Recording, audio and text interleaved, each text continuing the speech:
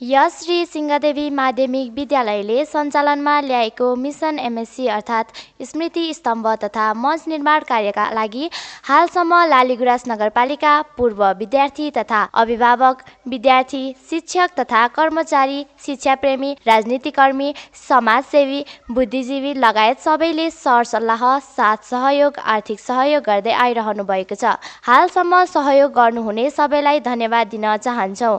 स्मृति स्तम्भमा शिलालेख कार्य सुरु भइसकेको हुँदा सहयोग गर्न चाहनुहुने महानुभावहरूमा यही मङ्सिर मसान्तभित्र आर्थिक सहयोग गरी आफ्नो स्थान सुरक्षित राख्नु न अनुरोध छ।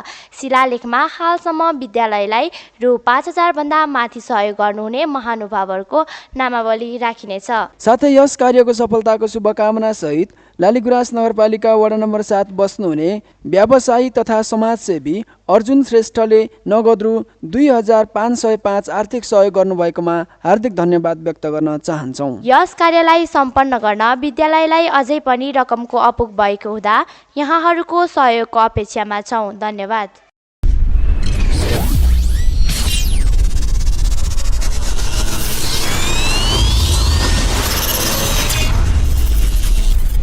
मिसन एमएससी मञ्च तथा स्तम्भ निर्माण।